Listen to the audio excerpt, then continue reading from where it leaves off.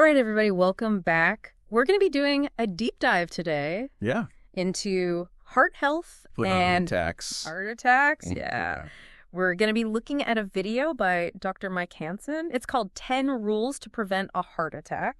Right. And we're going to be pulling out some of the key takeaways. And Yeah, there's a lot of really, really good advice in here. Oh, yeah. I think this is one that everyone should pay attention to. Absolutely. I mean, I don't think there's anyone out there who's not concerned about their heart health. Yeah, for sure. And one of the things that really stood out to me right off the bat was that Dr. Mike emphasizes that there are some things you can control when it comes to heart health, and then some things you can't, like your age. Like your age and your gender and family history. Family history. So we're going to break all that down. We're going to talk about the things that we can do and the things that maybe we can't do anything about, but, you know, we can at least understand what's going on. Exactly. Okay. You know, and even if there are those uncontrollable risk factors, there's still so much you can do to kind of mitigate those risks. Exactly. With those things that you can control. Yeah. So before we jump into Dr. Mike's 10 rules, I thought it might be helpful to just get a basic understanding of what exactly happens during a heart attack. Sure, yeah. So a heart attack, also known as a myocardial infarction, is basically when the blood supply to a part of your heart gets cut off. So the heart's a muscle. Exactly. It needs blood. It needs blood, needs oxygen, and that's supplied through the blood. Yeah. And so if that gets cut off, then the heart muscle starts to die. That's terrifying. Yeah, and this is usually caused by a blockage in the arteries that supply blood to the heart. These blockages are caused by... Yeah, so these are caused by a buildup of plaque in the arteries, which is this kind of like sticky, fatty substance. And this process is called atherosclerosis. Atherosclerosis. And so, you know, over time, this plaque builds up. Right. It can harden. Yeah. And it narrows the arteries, making it harder for the blood to flow through. Right. And that's when you start to have problems. So it's not just something that happens overnight. No. This is something that's happening. It's a gradual process. Gradually over time. Yeah, exactly. It's a gradual process, and it's often fueled by chronic inflammation. Mm-hmm. And something called endothelial dysfunction, which is basically like damage to the inner lining of your arteries. And that's where the plaque can kind of stick to. Exactly. It's like if you imagine like little scratches on the inside of a pipe. Yeah. It's easier for things to kind of get caught there and build up. Yeah. So this plaque, it's building up over time. Yeah. It's narrowing those arteries. Mm-hmm. And then at some point, something happens. Yeah. So at some point, this plaque can rupture. Okay. And that's like a dam breaking. Yeah. And when that happens, it triggers your blood to clot. Okay. And that clot can completely block the artery. Oh, God. Cutting off the blood flow completely. Wow. So that's what causes the actual heart attack. Exactly. Okay, wow. It's that lack of oxygen-rich blood that causes the damage to the heart muscle, and that's what we call a heart attack. So this is pretty serious stuff. It is serious stuff. But the good news is, like we were saying, there are things we can do to prevent this. There are things you can do from happening to reduce your risk. Yeah, so let's talk about those. Okay, let's get into Dr. Mike's 10 rules. All right, let's do it. Well, you mentioned a surprise earlier. I did. Why don't we start with that? Yeah. Rule number 10 is... don't do cocaine. There you go. I mean, that seems pretty straightforward. Straightforward, yeah. Don't do cocaine. I think we can all agree on that one. Yeah, I think that's good advice for overall health. General life advice. General life advice, right? But moving on to something maybe a little bit more... applicable. Yeah, rule number 9. Okay. Don't smoke cigarettes. This is a big one. Yeah. Because quitting smoking can drastically reduce your risk of a heart attack. Really? We're talking a 65% reduction. 65%? Yeah. That's huge. It's huge. So if you're smoking... if you're smoking quit. Correct. It's one of the best things you can do for your heart. It's amazing how much our lifestyle choices really impact our heart health. Yeah. So rule number 8 is all about reducing stress. Right. Which I don't know about you, but I feel like stress plays a big role in my overall health. Can relate to that? Oh, for sure. I mean, chronic stress really takes a toll on your body. Yeah. And it seems like in your mind, it's like a mind-body connection there. Absolutely. Yeah. There's a really fascinating study, actually from Harvard, the longest of its kind. Wow. That shows a link between meaningful relationships and longevity. Interesting. Yeah. So having those strong social connections. Yeah, like close relationships. Yeah. Friends, family. Really can impact. Can actually help you live a longer, healthier life. So it's not just good for our emotional health. It's good for our physical health as well. It's all connected. That's amazing. All right. So we've got don't do cocaine. Check. Don't smoke cigarettes. Check.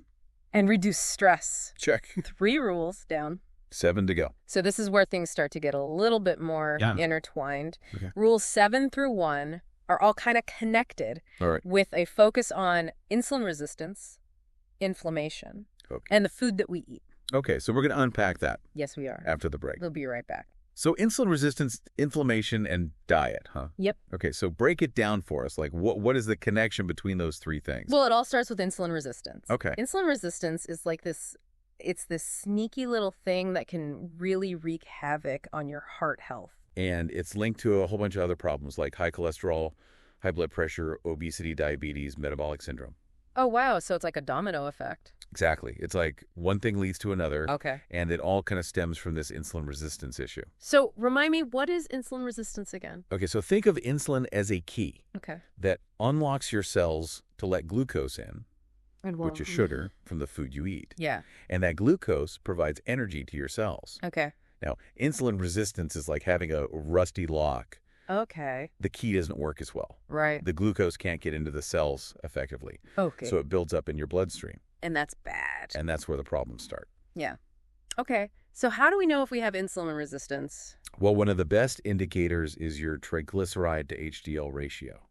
Okay. I've heard of that, but I don't really know what that means. Okay, so triglycerides are a type of fat found in your blood. Mm-hmm. And HDL is the good cholesterol. It's like a cleanup crew that removes excess cholesterol from your system. Okay. I always get confused about the good cholesterol and the bad cholesterol. Yeah, a lot of people do. Can you explain that a little bit more? Sure. So think of LDL cholesterol. Okay. That's the bad cholesterol as like sticky notes. Sticky notes. Okay. That can cling to your artery walls. And that's what contributes to that plaque buildup. Exactly. Okay. Now, HDL, the good cholesterol, is like a tiny broom. Oh, okay. It sweeps away those sticky notes and keeps things clean. Oh, okay. That's a good analogy. So you want high HDL and low LDL. Okay. Got it. Now, back to that triglyceride to HDL ratio. Okay. This ratio is a really good indicator of insulin resistance. Okay. If your triglycerides are high and your HDL is low, it's a red flag that you might have insulin resistance. So it's important to get that checked. Yes, absolutely. Okay. And what's interesting is that the ideal ratio can actually vary slightly, depending on your ethnicity. Mm-hmm. Yeah, so for Caucasians, a ratio over 2.5 is a sign of metabolic syndrome. Okay. While for African Americans, the threshold is 1.5. Huh. I did not know that. Yeah, it's important to be aware of those differences. Okay, so we've got our triglyceride to HDL ratio. Yep. What about LDL cholesterol? So LDL cholesterol is definitely a factor. Okay. But it's important to look at the whole picture. Okay. If your LDL is under 70, you're probably in good shape. Okay. But if it's over 300, it could indicate a rare genetic condition called familial hypercholesterolemia. Wow, that's a mouthful. Yeah, and that would require a specific diet and medication. Okay. But for most people whose LDL falls somewhere between 70 and 300, that triglyceride to HDL ratio is the key number to focus on.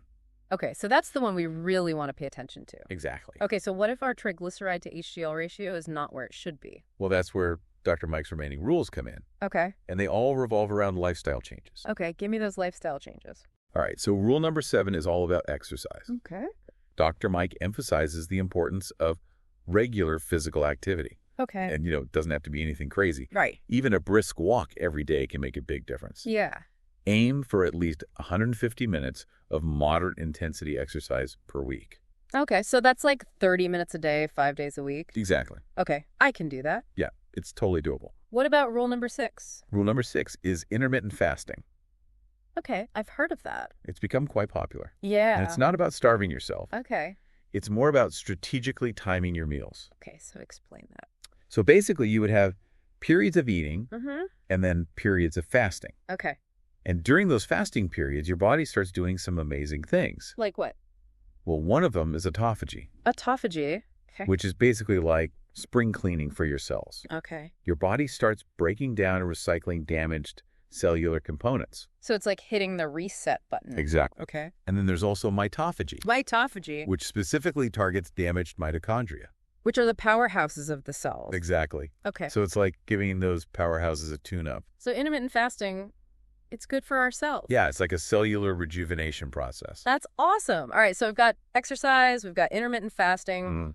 Now let's talk about those unprocessed foods. Yes, let's dive into that. What's rule number 5? Rule number 5 is all about omega-3 fatty acids. Omega-3s. These are the good fats that have powerful anti-inflammatory properties. Okay. And we know inflammation is a big driver of heart disease. Right, right. So getting enough omega-3s is crucial. So where do we find these omega-3s? You can find them in fatty fish, like salmon mackerel and sardines. Okay. And also in plant-based sources like chia seeds, flax seeds, and walnuts. Okay. Aim for at least 1 to 2 grams per day.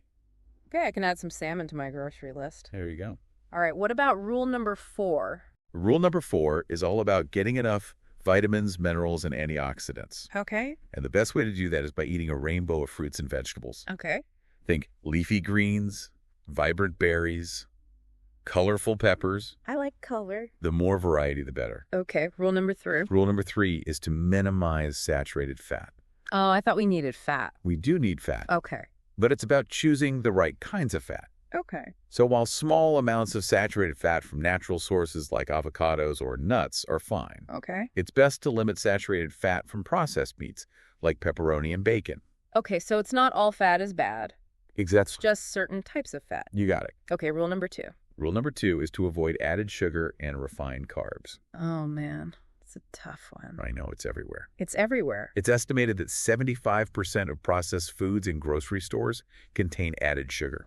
75%. What's crazy, right? That's a lot. It's sneaky, it's addictive, Yeah. and it's one of the biggest culprits behind insulin resistance. So how much added sugar should we be aiming for each day? Ideally, less than 25 grams per day. Okay. And remember, that includes the sugar hiding in processed foods, Right. not just the sugar you add to your coffee or tea. Okay, that's a good point. Read those labels. Yes, read those labels. All right, Yeah. we've made it to the top of the list. Rule number 1. Drum roll, please.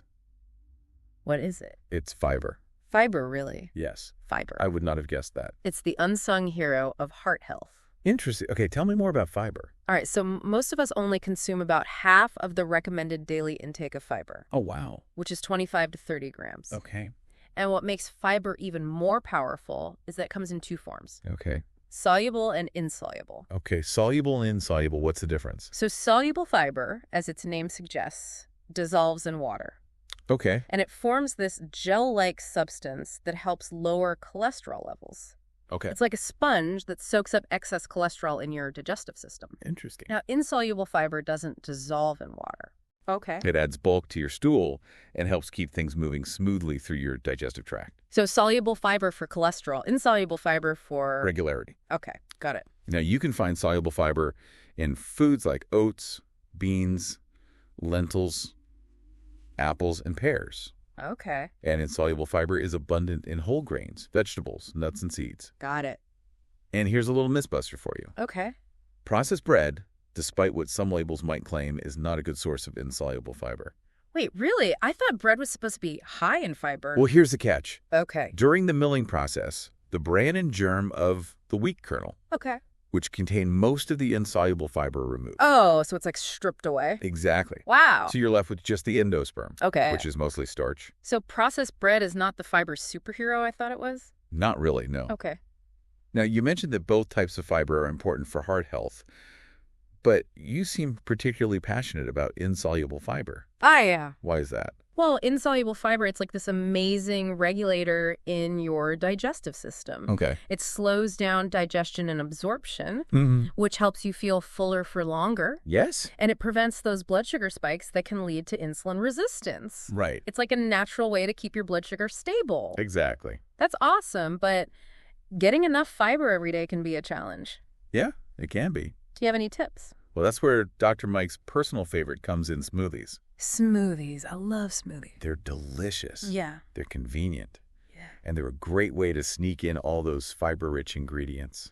That's a great idea. I actually add chia seeds to my smoothies sometimes for that extra fiber boost. Exactly. And you can get really creative with smoothies. Yeah. Dr. Mike actually shares some of his favorite smoothie recipes in other videos. Oh, cool. So check those out. Yeah, I'll definitely check those out. So we've learned a ton about heart attacks today. And Dr. Mike's 10 rules are really practical advice for preventing them. What do you think? I think it's empowering, right? We're not just helpless bystanders when it comes to our heart health. Totally agree. I'm definitely walking away from this with a renewed sense of, motivation to take better care of my heart. Me too. What was your biggest takeaway from all this? It's going to be the fiber thing. I mean, I knew fiber was important, but Dr. Mike really drove home how critical it is for preventing heart attacks. Right. Me too. Like, it's not just about digestion anymore. It's about controlling blood sugar, cholesterol, even weight management. It's like a heart health multitasker. Exactly. And it's easy to get more of it. Just eat more fruits, vegetables, whole grains, and, like you said, chia seeds. Yeah, chia seeds are a game changer. I add them to everything. I think another important point Dr. Mike made was that these 10 rules are a great starting point, but we also need to consider our individual risk factors. Oh, that's so important. It's not one size fits all, right? Right. Damn. It's like you wouldn't use the same map to get to two different destinations. Perfect analogy. So, like, if someone has a family history of heart disease, they might need to be even more diligent about following these rules. Yeah, or maybe adjust them a bit, with the help of their doctor, of course. Definitely talk to your doctor. They can assess your individual risk factors, look at your blood work, the whole picture. Absolutely. Knowledge is power, right? When we understand our risks, we can take control and make informed decisions. Couldn't have said it better myself.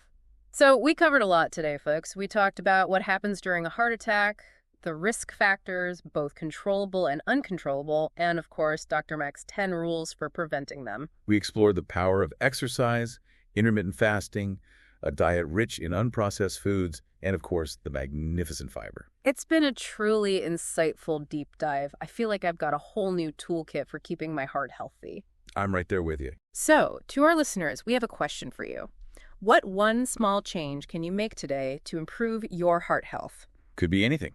Swap that sugary drink for a glass of water, add an extra serving of veggies to your plate, take a walk during your lunch break. Anything that moves you closer to a healthier heart. Remember, even small changes can have a big impact over time. You've got this. Thanks for joining us on this journey into heart health. Until next time, stay curious, stay informed, and most importantly, stay well.